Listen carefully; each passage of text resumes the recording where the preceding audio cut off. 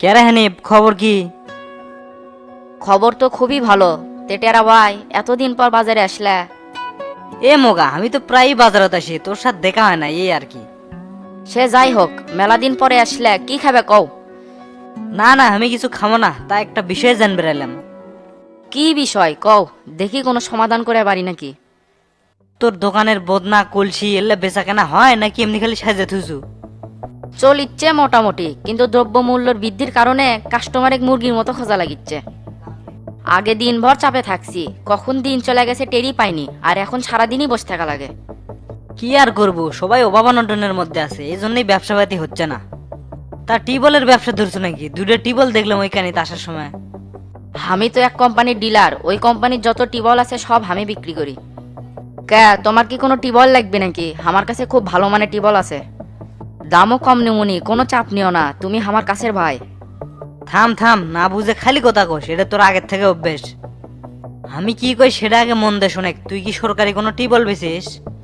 হ্যাঁ, কেউ যদি বরাদ্দ পেয়ে বিক্রি করে সেগুলো কিনে নিই, তারপর কাছের কাস্টমারের কাছে বিক্রি করি, এতে লাভ হয় বেশি। অল্প দামে কিনে বেশি দামে বেশি। সরকারি মাল কেনা বেচা আইনত দণ্ডনীয় অপরাধ, সেটা জানিস না? একবার যদি উপর মহলে জানবার ভাই যে তুই তলে তলে এলে ব্যবসা করিস, হাজত খাটতে খাটতে গেলে জীবন শেষ হয়ে যাবি। এই দেশে সবই সরকারি, আবার পরিস্থিতির গেরা করলে সবই বেসরকারি। আমরা তো আর চুরি করিচ্ছি না, কেউ যদি বেসপের আসে নগদ টিকাতে কিনে লই। মাল ভালো হওয়ার কারণে বিক্রির সময় 400-500 টাকা লাভ হয়, তো এটি তুমি বেআইনির কি দেখলা? খুব একবার যুক্তিবিদ্যার পণ্ডিত হয়ে যাচ্ছু। সরকারি বরাদ্দ দেখি তো গরিবের দোকানের তুলে ব্যবসা করিচ্ছু, আবার বড় বড় লেকচার। তোকে দেখে তো মেন কামন হয়, তলে তলে তুই খুব শিয়ানা চ্যাংরা দেখিচ্ছি। এলে বিষয় যদি চেয়ারম্যান জানে তোর কি হবি বুঝতে পারছু? শামসুবাই নীতিমান লোক, তাই ঠিকই বুঝবি, যা তুমি বুঝিচ্ছাও না। যাদেরকে এই টিবলগুলো বরাদ্দ দেওয়া হয় তা তো অবশ্যই চেয়ারম্যানের হাতে দেওয়া হয়, তে সেগুলোর মধ্যে আবার চড়াই বিক্রি কেমনে হয় সেগুলোর তো নজর তোমা করে রাখা উচিত। কথা তো ঠিকই কছু, কিন্তু চোরেকার কয়দিন পাহারা দিয়ে রাখা যায় ক? আজকালকার প্রতিনিধিরা সরকারি জিনিসপাতি বাপদাদার সম্পত্তি মনে করে ব্যবসা করে খাচ্ছে।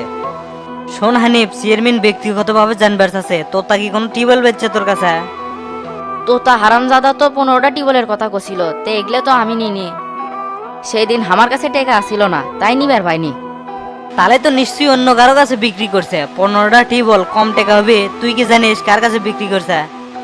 চার মাথার সিরামিক্স টিবলের দোকান আছে না, ওই শালাই মনে নিছে। তুই কি শিওর যে উই লিছে?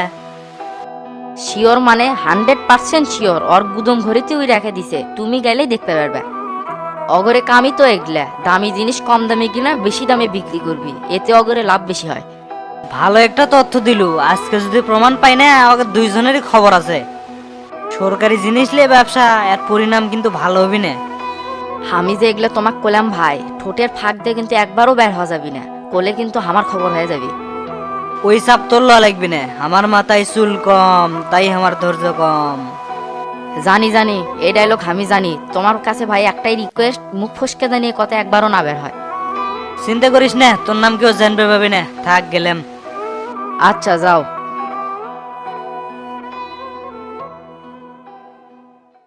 কাক যে কি কথা কলাম, শালা পেটে তো কোনো কথাই থুয়ে পারি না।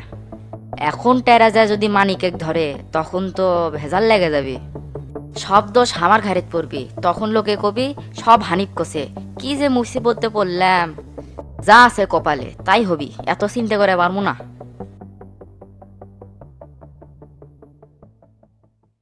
চাচা, জামিনের মেয়াদ তো আর 16-17 দিন আছে, এর মধ্যে কিছু না করে পারলে তো আবার জেলে যাওয়া লাগবে। জেলখানার ধামার যাওয়া মন যায় না, ওটি খুব খারাপ লাগে। সেটাই তো হলো রে, এইদিকে ভূত আমাক মারলো, আবার এমপি গেল জেলে। মজনুর বাপেক ধরে যে কেসটা মীমাংসা করবো সেই সুযোগটা আর পেলাম না। জিঙ্কা করেই হোক উপায় একটা বাই করাই লাগবে, না হলে কিন্তু মরা ছাড়া আমার কোনো গতি নাই। মার্ডার কেস, এর ফিনিশিং কিন্তু ভালো না, একমাত্র উপায় আর মীমাংসা করা। সেই মীমাংসা করাই তো হচ্ছে না, ভূত শালা এমন মারা মারছে রে, ঠিকঠাক মতো চলাফেরাই করে পারতেছি না। আপনি আসলে একটা বোকা, আপনি বিশ্বাসই করছেন না যে আপনাকে ভূত মারে নাই। চাচা, পৃথিবীর যে ভূত পেতনি আছে এটা ঠিক, কিন্তু আপনাকে যে ভূত মারে নাই এটা আমি 100% শিওর। কি উল্টাপাল্টা কথা কোস, নিজের চোখে অবিশ্বাস করি কেঙ্কা করে। অদৃশ্যভাবে কথা করছিল, এটা কি মানুষের কাম বাচ্চা অঙ্কে করে কথা কয়া? আমার তো মনে হয় শালা চেয়ারম্যান আপনাকে কৌশলে মারছে, শালা মানুষটা ভালো নয়। সারাদিনই হামাগের পিছে লেগে আছে, কিভাবে হামাগের ক্ষতি করা যায়। জেলের মধ্যে থেকে থেকে তোর চিন্তা ভাবনা পৌঁছে গেছে। আমি নিজের চোখে দেখলাম আর তোর চাপার কাছে যাওয়া যাচ্ছে না, খালি করে যে চেয়ারম্যান ধরে মারছে। এই কাম যে চেয়ারম্যান করবি এটা আমার বিশ্বাস হয় না। ওই একটু হলে আমাকে সম্মান করে। কি ব্যাপার চাচা, খুব একবারে সিএমএন হয়ে কথা করছেন দেখিচ্ছি। সত্য যেটা সেটাই করছি। এখন চিন্তা করে কেমনে এই কেসের হাত থেকে বাঁচবো, না হলে কিন্তু তোর বাকি জীবন জেলখানার মধ্যে পচে মরা লাগবি। আমার মাথাতে একটা বুদ্ধি আছে, সিএমএন আর টেরা সারাদিন তো বাড়ির বাইরেই থাকে। এই সুযোগে মজনুর বাবেক সাইডে নিয়ে গেলে কেঙ্কা হয়। আমি একবার মজনুর বাবার সাথে কথা বলে মজনুর বাপ ভয়তে রাজি হবি, আমি একবারে শিওর। সেটা ঠিক আছে, কিন্তু শামসু জানবার পারলে এই প্ল্যান কিন্তু উল্টে যাবি। আপনি খালি আমার সাথে চলেন, দরকার হলে মজনুর বাপের হাত পাও ধরে আমি রাজি করামো। আর কিছু টাকার গন্ধ সঙ্গালে এমনি রাজি হয়ে যাবি। তাতেও যদি কাজ না হয় বেটার মতো ওকেও উপরে বাড়িয়ে দেবো। সোজা আঙ্গুলে ঘি না উঠলে আঙ্গুলটা বেকা করাই লাগে। অত গরম দেখাস না, না আসতে পাট দেখা। তোর এল্লা ফাঁকাগুলি দর্শকরাও জানে, তোর হুঙ্কার খালি এমনি। শোন, আমি আর এমপি মেলা টাকার লোভ দেখাছি, শালা রাজি হছিলি, কিন্তু শামসুর কারণে হয় নাই। তখন হয় না, এখন হবি। যদি একবার রাজি হয় সঙ্গে সঙ্গে ঢাকা নিয়ে যাবো, কাম বানিয়ে নিয়ে তারপরে ফিরবো। দেখি কি করা যায়, এত তাড়াহুড়া করা যাবে লয়। এমপি না থাকলে কোনো জায়গাতে আমাদের নিরাপত্তা নাই রে, এটা মাথায় থুস। আপনি কোনো চিন্তা করেন না চাচা, এমপিক ছাড়াই যেহেতু আগাম করছি, এমপিক ছাড়াই মিউচুয়াল করবো। বোঝা যখন হামার কাঁধে ভারী হামারি লাগেছে, বোঝা হামারি নামার লাগবি। আপনি এখন ওষুধ খেয়ে রেস্ট করেন, কি হয় না হয় আমি দেখিচ্ছি। কে তুই এখন কুটি যাবো? বাজারে না কাম আছে, থাকেন, গেলাম। আচ্ছা যা তাহলে।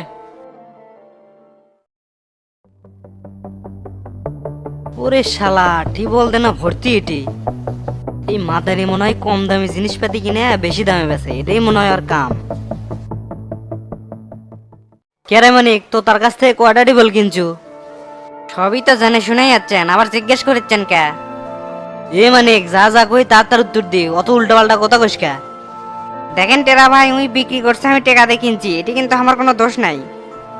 অল্প পুঁজি খাটে বেশি লাভ, সবাই তো এটাই চায়। এ সারা তোকে দোষ দিচ্ছে কেরা? তোকে খালি কইছি কয়টা টিবল কিনছু আর কয়টা বিক্রি করছু, সেই কথা ক। ভাই কিনছিলাম তো মেলাগুলো, 12টা বিক্রি করছি। জিনিস ভালো তো, তাই বাজারে খুব চাহিদা, দিয়ে সেরে পাই না। এ তুই ওটাই খামার সাথে তোর যাওয়া লাগবে। কোনটি যাবো? দোকান থেকে এখন ওটা যাবে না। এ তুই এত পেশাল পারিস কে? ওটাই চেয়ারম্যানের কাছে যাওয়া লাগবে। দেখেন টেরা ভাই, আমাকে বিপদে ফেলেন না, আমি কিন্তু অপরাধ করিনি। তোর কোনো বিপদই হবি না, তুই খালি চেয়ারম্যান সাহেবের কাছে এই কথাটা খালি কবু, আর বাকি কথা তোর হয়ে আমি কমো, তুই কোনো চাপ লিস না। কিছু মনে করেন না টেরা ভাই, আমি বিকেলে নিজের থেকে যাই চেয়ারম্যান সাহেবের সাথে দেখা করে আসবো না। এখন গেলে দোকান বন্ধ করে থেকে যাওয়া লাগবে, আর চ্যাংরাটাও আজ আসেনি। ঠিক আছে, বিকেলে যান, মিস হয় না, তোর অপেক্ষায় কিন্তু বসে থাকবো। মন দিয়ে ব্যবসা বাণিজ্য কর, থাক, চলে গেলাম। আচ্ছা ভাই।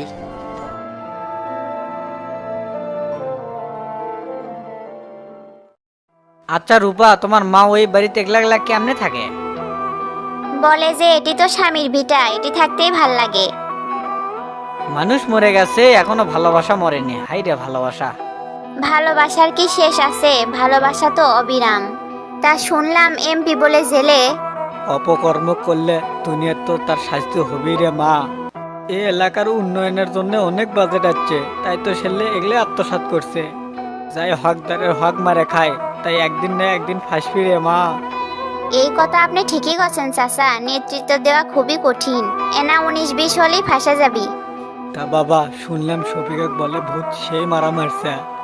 হ্যাঁ চাচা, আপনি ঠিকই শুনছেন। উল্টা পাল্টা জায়গাত পেশাব করলে ইনকে তো হবেই। ওর উচিত শিক্ষা হচ্ছে, এরকম একটা থেরাপি ওর দরকার ছিল। হ বাবা, বিঘের ভালো, কিন্তু এত বিঘের ভালো না। আল্লাহর তরফ থেকে ওর মার হচ্ছে। শোনেন চাচা, এখন আপনি না বাইরে কম কম যান, ওই আগে জেলের মধ্যে ঢুকুক, তখন আবার স্বাভাবিকভাবে বেড়ে যান। এখন যদি আপনার সাথে দেখা হয় তাহলে কিন্তু মীমাংসার কথা কবি, আর এলা কথা শুনলে মাথা বিলে আমার রক্ত উঠে যায়। মজনু হত্যার বিচার না হওয়া পর্যন্ত আমি শামসু দম লিমো না। ঠিক আছে বাবা, তুমি যা কবে তাই হবি, তোমার কথার বাইরে আমি যাবো না। তুমি এত চিন্তা করো না তো, চাচা তো ঠিকই আছে। বেশি চিন্তা করলে শরীর খারাপ করবি। তাই হচ্ছে হামাগেরে বাড়ির একজন সদস্য, অবশ্যই তাই হামাগেরে ভালোর জন্যই চিন্তা করবি। আর তুমি যা করিচ্ছ চাচার ভালোর জন্যই করিচ্ছ। হ বাবা শামসু, রূপা ঠিকই কছে। তোমার এই ঋণ আমি কোনোদিনও শোধ করতে পাবো না। তুমি তো আমাদের গ্রামের আদর্শ একটা চেয়ারম্যান, তোমার কাছ থেকে অনেক মানুষের অনেক কিছু শেখার আছে। তুমি যেভাবে নেতৃত্ব দিচ্ছ, এভাবে দিতে থাকলে একদিন অনেক বড় হতে পারবে। চাচা আমার জন্য দোয়া করবেন, আমি যেন বিপদ আপদে সাধারণ মানুষের পাশে থাকতে পারি। আমি একজন ইউনিয়নের চেয়ারম্যান, এই দায়িত্ব যদি সঠিকভাবে পালন না করে তাহলে তো বিচারের মাঠে আমার জবাবদিহি করা লাগবে। প্রত্যেকটা নেতার উচিত ন্যায়পরায়ণ নেতা হওয়া, কারণ নেতৃত্ব দেওয়া খুব কঠিন কাজ। 19-20 হলেই তার খবর আছে। কথাগুলো তুমি ঠিকই কছো, তবে এইটুকু মনে রাখো, তোমার নেতৃত্ব দেওয়া কিন্তু একদম ঠিক হচ্ছে। এখন আর এত কথা না কয়ে ফ্রেশ হয়ে আসো তো, নাস্তা করা লাগবে। আচ্ছা ঠিক আছে, চলো।